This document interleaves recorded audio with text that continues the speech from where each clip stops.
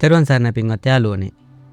භාග්‍යතුන් වහන්සේ දේශනා කර වදාළ අතිශය ගැඹුරු වගේම විස්මිත කරුණු ඇතුළත් උතුම් දේශනාවක් තමයි මූලපරියාය සූත්‍රය කියන්නේ. අද අපි මේ වීඩියෝවෙන් කතා කරන්න යන්නේ අපේ ජීවිතයේ වගේම මේ මුළු මහත් සංසාරයේම පවතින සියලුම දේවල් වල මූලිකම ස්වභාවය නැත්නම් සියලු සත්කාය ධර්මයන්ට මුල කාරණය තථාගතයන් වහන්සේ පැහැදිලි කර දුන් ආකාරය ගැනයි. මෙම සූත්‍ර දේශනාව තුළින් සාමාන්‍ය පුතග්ජන මිනිසා ලෝකයේ දෙස වැරදි විදිහට බලන්නේ කොහොමද, ධර්මයේ හික්මන ශ්‍රේෂ්ඨ උත්තමයා එය දකින්නේ කොහොමද වගේම සසර කෙලෙස් නැසූ රහතන් වහන්සේ සහ තථාගතයන් වහන්සේ ලෝකයේ සැබෑ තත්ත්වය අවබෝධ කරගන්නේ කොහොමද කියලා ඉතාමත් පැහැදිලිව විස්තර කරනවා. ඔබේ සිතේ ශ්‍රද්ධාවත් ගැඹුරු ධර්ම ඥානියත් වර්ධනය කරගන්න මේ උතුම් දේශනාව අවධානයෙන් ශ්‍රවණය කරන්න. එක්තරා කාලයක භාග්‍යවතුන් වහන්සේ උක්කට්ටා නුවර සමීපයේ තිබුණු සුභගවණිය කියන ලස්සන කැලෑවේ මහා සල්ගසක් මුල වැඩ වාසය කළා. අන්න ඒ අවස්ථාවේ තථාගතයන් වහන්සේ විසින් භික්ෂූන් වහන්සේලා අරඹයා මේ උතුම් සූත්‍ර දේශනාව වදාළා. මහණෙනි, මම අද තොපට සියලු සත්කාය ධර්මයන්ට, ඒ කියන්නේ මේ පංචස්කන්ධ ලෝකයේ පවතින සියලු දේට මුල කාරණය දේශනා කරන්නම්. ඒක ඊටමත් මනාකොට හිතට අරගෙන නුවණින් මෙනෙහි කරලා අසන්න. එසේය ස්වාමීනි කියලා ඒ භික්ෂූන් වහන්සේලා භාග්‍යතුන් වහන්සේට පිළිවදන් දුන්නාට පස්සේ භාග්‍යතුන් වහන්සේ මෙන්න මේ කරුණ පැහැදිලි කළා. මහණෙනි, මේ ලෝකයේ බුද්ධාදී උතුම් ආර්යයන් වහන්සේලා නොදකින ආර්ය ධර්මයේ පිළිබඳ කිසිම දැනුමක් නැති, ඒ වගේම සත්පුරුෂයන් සහ සත්පුරුෂ ධර්මයේ නොහික්මුණු ධර්මාබෝධයෙන් තොර සාමාන්‍ය පුතග්ජන මිනිසා ලෝකයේ දකින්නේ මෙන්න මෙහෙමයි. පළමුවෙන්න තමයි පෘථුවිය. මේටම තමයි පඨවි කියලා කියන්නේ. පුතග්ජන මිනිසා පෘථුවිය පෘථුවිය විදියට හඳුනනවා. නමුත් ඒ හඳුනන්නේ තෘෂ්ණාව, මානය සහ වැරදි දෘෂ්ටියෙන් ඇති කරගන්නා සිතුවිලි පෙරලීමෙන්. එහෙම හඳුනාගෙන ඔහු මම පෘථුවියේ පිහිටීමි, මම පෘථුවියෙන් බැහැර වෙමි, පෘථුවිය මගේ කියලා තෘෂ්ණාවෙන් හිතනවා. ඒ වගේම පෘථුවිය කෙරෙහි ඊටම සතුටු වෙනවා. ඒකට හේතුව මොකක්ද? ඔහු තුල පෘථුවිය පිළිබඳ ඇති පිරිසිදු නොදැනීමයි. දෙවැන්න තමයි ආපය, හෙවත් වැగిරෙන බඳින ගතිය. ජල ධාතුව ආපය විදිහට වැරදි සංඥාවෙන් හඳුනගෙන මම ආපයේ පිහිටියෙමි, ආපය මගේය කියා හඳුනාගෙන එය අභිනන්දනය කරනවා. හේතුව ආපය පිළිබඳ පිරිසිදු නොදැනීමයි. තෙවැන්න තේජය හෙවත් උණුසුම. ගිනි ධාතුව තේජයේ විදිහට වැරදි සංඥාවෙන් හඳුනාගෙන මම තේජයෙහි පිහිටියෙමි, තේජය මගේය කියා හඳුනාගෙන එය අභිනන්දනය කරනවා. හේතුව තේජය පිළිබඳ පිරිසිදු නොදැනීමයි. හතරවැන්න වායුව. වායු ධාතුව වැරදි සංඥාවෙන් හඳුනාගෙන මම වායුවේ පිහිටීමි, වායුව මගේය කියා හඳුනාගෙන එය අභිනන්දනය කරනවා. හේතුව වායුව පිළිබඳ පිරිසිදු නොදැනීමයි. මහණෙනි, පෘථග්ජන මිනිසා මේ සතර මහා භූතයන් විතරක් නෙමෙයි, මේ ලෝකයේ තියෙන අනෙක් හැම මට්ටමකම දේවලුත් දකින්නේ ඔය විදිහටමයි. ඒ කියන්නේ භූතයන් හෙවත් චාතුර් මහා රාජ්‍යකයෙන් යට සිටින සත්වයන්, දෙවියන්, ප්‍රජාපතිහු හෙවත් මාරයා, බ්‍රහ්මයා, ආභස්සර බ්‍රහ්මයන්, සුභකීන බ්‍රහ්මයන්, වේහප්පල බ්‍රහ්මයන් සහ සියල්ල යටපත් කළ අභිභූන් දකින්නේ තමන්ගේ කරගෙනයි. අරූපී තලයන් වෙන ආකාසානච්ඡායතනය, විඥානාඤ්ඡායතනය, ආකින්චඥායතනය සහ නේව සංඥා නාසඤ්ඤායතනය කියන මේ හැම තලයක්ම තමන්ගේ ආත්මය කියලා වැරදියට හඳුනගෙන ඒවට තෘෂ්ණාවෙන් ඇලෙනවා.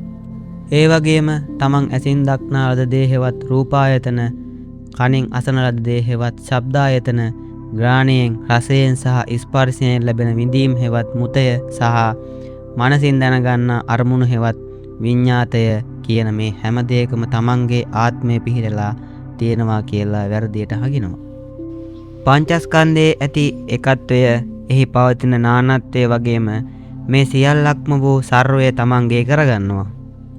අවසානයේ උතුම් නිර්වාණය පවා නිර්වාණයේ විදිහට වැරදියට හඳුනගෙන නිර්වාණය මගේ කියා තෘෂ්ණාවෙන් අභිනන්දනය කරනවා. ඒ හැම දෙයකටම හේතුව තමයි ඒ කිසිම දෙයක් පිළිබඳ ඔහු තුල ඇති පිරිසිඳ නොදැනීම. මහණෙනි, නමුත් මේ ලෝකයේ හික්මෙන තවමත් රහත් බවට පත් නොවූ නමුත් උතුම් රහත් බව පතමින් වීරය කරන යම් මහණෙක් ඉන්නවාද ඔහු පෘථුවිය විදිහට වෙසසින්ම දැනගන්නවා. ඔහු පෘථුවි ධාතුව මනවින් දැනගෙන මම පෘථුවිය වෙමි කියා වැරදි දෘෂ්ටියෙන් හඟින්නේ නැහැ. හැබැයි ඔහු තවමත් රහත් වෙලා නැති නිසා ඔහු තුල සියුම් ලෙස තෘෂ්ණාව සහ මානය ඉතිරි වෙලා තියෙන්න පුළුවන්. ඒ නිසා ඔහු දෘෂ්ටි වශයෙන් මඤ්ඤණා නොකලත් තෘෂ්ණා මාන වශයෙන් සම්පූර්ණයෙන්ම නිදහස් වෙලා නැහැ. පෘථිවිය, ආපය, තේජය, වායුව, බ්‍රහ්ම ලෝක, අරූපී ලෝක, ඇසු දුටු දේවල් සහ නිර්වාණය දක්වා වූ සියලුම ධර්මයන් ඔහු වෙසසින් දැනගන්නවා.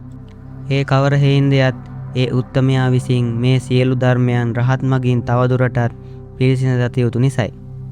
මහණෙනි, යම් මහණෙක් කෙලෙස් නැතු රහතන් වහන්සේ කෙනෙක් බවට පත් වෙලා බමසර වාසය නිම කරලා කළ යුතු දේ කරලා කෙලෙස් බර විමින් තබලා තමන්ගේ උතුම් රහත් ඵලය ලබාගෙන භව බන්ධනයේ ෂය කරලා මනවින් මිදලා ඉන්නවාද උන්වහන්සේ පෘථුවිය ඇතුළු සියලු ධර්මයන් විශිෂ්ට වූ නුවණින් දැනගන්නවා.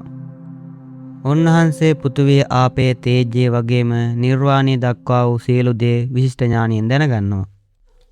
මේවා මගේ ආත්මය කියලා තෘෂ්ණාවෙන් හඟින්නේ නැහැ. මේවායේ මාගේ ආත්මය පිහිටලා තියෙනවා කියලා හඟින්නේ නැහැ. මේවා මගේය කියා හඟින්නවත් මේවා අභිනන්දනය කරන්නවත් නැහැ. ඒකට හේතු කිහිපයක් තියෙනවා මහණෙනි. පළවෙනි හේතුව තමයි උන්වහන්සේ විසින් මේ හැමදේම සම්පූර්ණයෙන්ම පිරිසිඳ දන්නා ලද නිසයි.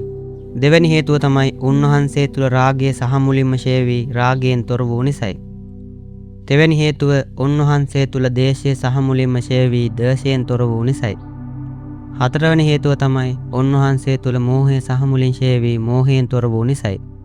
මහණෙනි, අවසාන වශයෙන් අරහත් වූ සම්්‍යක් සම්බුද්ධ වූ තථාගතයන් වහන්සේ මේ පෘථුවිය ඇතුළු නිර්වාණය දක්වා වූ සියලුම සත්කාය ධර්මයන් විශිෂ්ට වූ නුවණින් දැන වදාරනවා. උන්වහන්සේ මේ කිසිදු ධර්මයක් කෙරෙහි තෘෂ්ණාවෙන්, මානයෙන් හෝ දෘෂ්ටියෙන් වෙලෙන්නේ නැහැ. ඒ කවර හේින්දයත් තථාගතයන් වහන්සේ මේ සියල්ල කිසිදු ඉතරියක් නැතුව නිර්වශේෂයෙන්ම පිරිසිඳත් නිසයි. තථාගතයන් වහන්සේ මෙන්න මේ ගැඹුරු හේතුඵල ධම හෙවත් පටිච්ච සමුප්පාදය මනවින් අවබෝධ කරගෙන සිටිනවා. ඇලීම සහ සතුට තමයි හැම දෙයකටම මුල වෙන්නේ. කර්ම ශක්තිය සහ භවය නිසා තමයි උපත සිදු වෙන්නේ. උපන්න කෙනෙකුට අනිවාර්යයෙන්ම ජරාව සහ මරණය උරුම වෙනවා. මහණෙනි, තථාගතයන් වහන්සේ මේ උතුම් හේතුඵල ධම අවබෝධ කරගෙන සියලු ආකාරයෙන්ම තෘෂ්ණාව ෂය කරලා, නිරෝධ කරලා, අතහැරලා දැමූ නිසා තමයි අනුත්තර වූ සම්මා සම්බෝධිය මනවින් අවබෝධ කරගන්නට යෙදුනේ. භාග්‍යවතුන් වහන්සේ මේ උතුම් මූලපරියාය සූත්‍ර දේශනාව වදාලා. නමුත් පින්වත්නි, එදා ඒ දේශනාව ශ්‍රවණය කරපු භික්ෂූන් වහන්සේලාට එහි තිබුණු අතිශය ගැඹුරු අර්ථය ඒ වෙලාවේ වටහා ගන්නට අපහසු වුණ නිසා උන්වහන්සේලා භාග්‍යවතුන් වහන්සේගේ ඒ දේශනාව ගැන සිතින් සතුටු වෙන්න සමත් වුණේ නැහැ. ඒ තරම්ම ගැඹුරු ලෝකයේ මූලිකම ඇත්ත කියා දෙන මේ උතුම් සූත්‍ර දේශනාව ශ්‍රවණය කළ ඔබ සමටත් ලෝකයේ සැබෑ තත්ත්වය අවබෝධ කරගෙන උතුම් නිවනින් සැනසෙන්නට මේ ශ්‍රවණය හේතු වාසනා වේවා.